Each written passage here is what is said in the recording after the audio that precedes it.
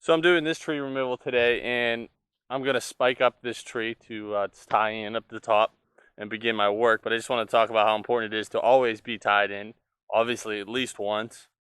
In this scenario, like I said, I'm gonna spike up, so I gotta pass some branches, and I'm gonna show you what I'm gonna use to do that. But secondly, we want to make sure we're always tied in twice when we're making cuts up in the tree, especially with a chainsaw, obviously.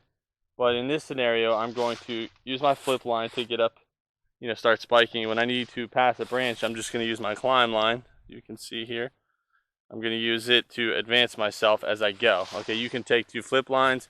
You can take a shorter flip line, climb line. I'm just going to use this with my zigzag. I'm just going to pass as I go, work my way up there, tie in, and then I can rappel down to where I need to make my cuts. And I just want to go over how important that is to make sure I'm always tied in, and make sure you definitely are tied in twice when you're making your cuts. So we'll talk about that in this tree and throughout this job today. So thanks for watching, guys. All right, guys, so just to give you an idea of some ways you can stay tied in, I'm going to show you a couple things that I use. One of the most common devices you'll use to get into a tree and stay tied in is a flip line, right? So that's what I'm going to use here. I have a steel core flip line, 5/8 with a rope grab on it. Okay. As I'm ascending this tree today and do this work in this tree, I will pass with my climb line. Okay. I still have the ball in there from the last time I took it off, but I'm just going to have this on my bridge, and I will use it to pass over a branch that I come to until I can, get my flip line up around the branch. So that's just the way I'm going to do it today. There's other methods. Here's another setup I have. So I have this Hitch Climber setup. I keep this. This was just a smaller run of rope that I had. You can use this as like a flip line as you're climbing. You can also use it as a double rope system, which is really nice. So it's just a way to pass over some branches on your way up. And when you're working up in the tree, you can take this, use it as a flip line for work positioning. But then if you need to, if say you're going way out on a stem, out here in the east, we have trees that really get broad, so we got to climb out on far stems. So this is a way to kind of lower yourself back down. So it's not such a long line, but it serves 2 purposes, which is really nice. You can also get a dual purpose flip line that has clips on both sides. You can do that, but it's just important that you always stay tied in when you're climbing up. I know it's tempting to pass a branch real quick because it's not a big deal, but also especially when you're cutting in the tree. So we're going to do that. We're going to look at that as we take this tree down. Somebody would ask me, what's one of the most important aspects of climbing and doing work in a tree? I would say work positioning.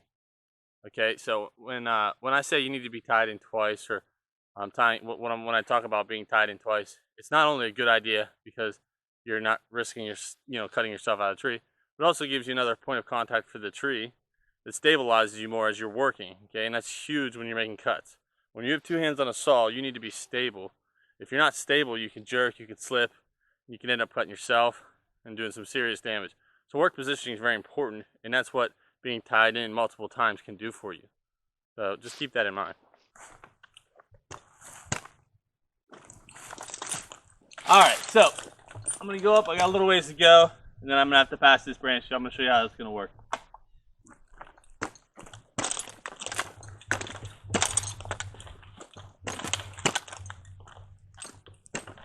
So obviously I come to a point where I can't use my flip line anymore to pass this branch. So like I said, me specifically, personally, I'll take a climb line. This is just a side note as well.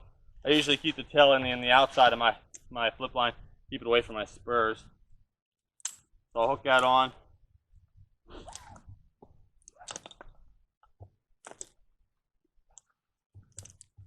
Set this guy around here. Obviously, the only downside of doing it this way is I won't have something to like lean back into, like a flip line. But if I'm just going to be passing real quick, I'll usually just kind of pull myself up, hold on, throw my line up around, and continue up the tree, like so.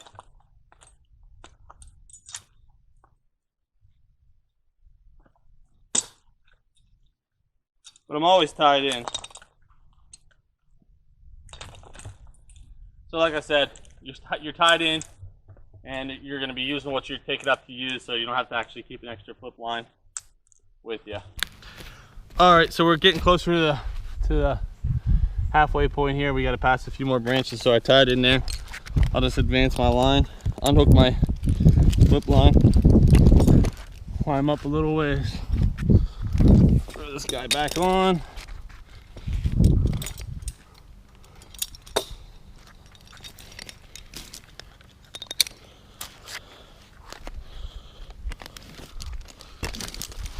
make sure we're good.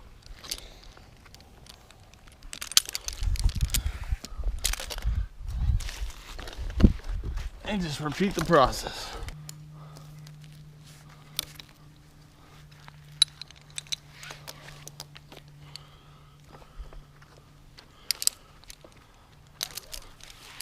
All right, so I'm gonna tie into my rope guide here. Get this thing connected up. Tighten it up so it's snug on that stem. All right, now I can go down. I just got to drop a couple of those. These I should be able to top out. I got some room down there, so I just need to get tied in. So before I just put all my weight in here, I'll test it out before I unhook my hook line. We're good. Looks good.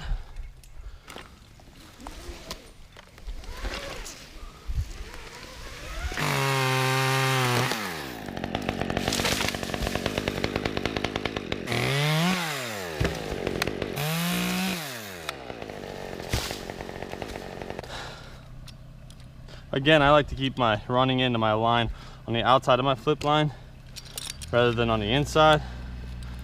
Obviously that's for to help me reduce getting it close to my spikes, so that kind of keeps it back away from the tree as I'm climbing and working.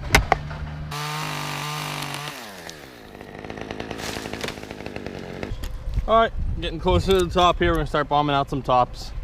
Take this one first here. Obviously you want to make sure it's not the one you're tied into. Crazy as that sound, that happens.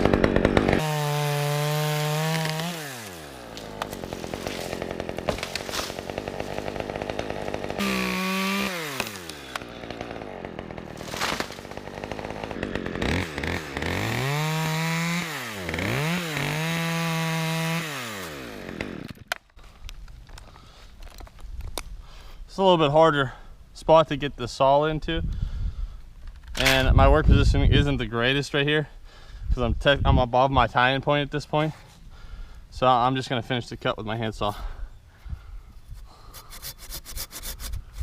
Much more controlled. I can hold on with my left hand. I can throw it if I need to.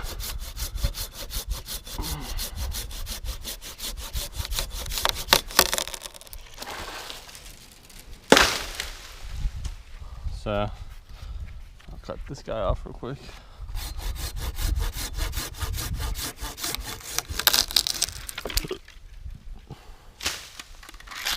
All right, now I can take advantage of my second tying point by kind of swinging around the stem and leaning into it a little bit here. So now I have 1, 2, 3 points of contact. A lot of times I like to do this, especially on tops.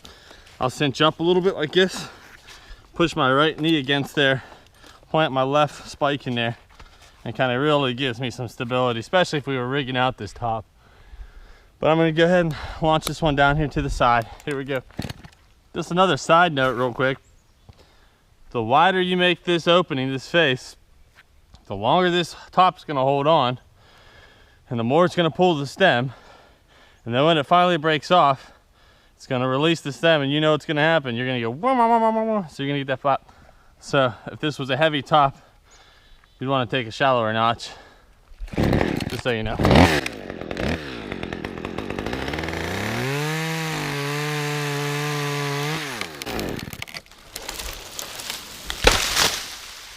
And there we go. There goes that one. I had really good work positioning. I had time to put my saw away. I can use another hand here. I can lean into this line. Obviously I'm leaning into my flip line. Got my knee up against the stem. Got my left spike planted pretty good. And we're moving on.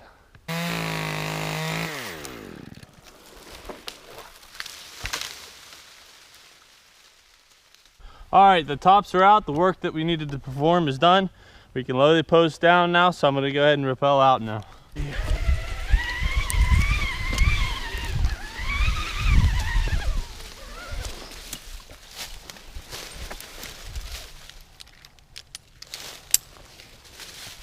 All right, Guys, I'm down out of this tree here now. Nothing special about this tree, just a run-of-the-mill tree. But honestly, those are the kind that get you when you're not really thinking about it. Seems like an easy tree, but it's always important to stay tied in twice. So I just wanted to talk about that a little bit when I cut this tree down. But I hope you enjoyed the video.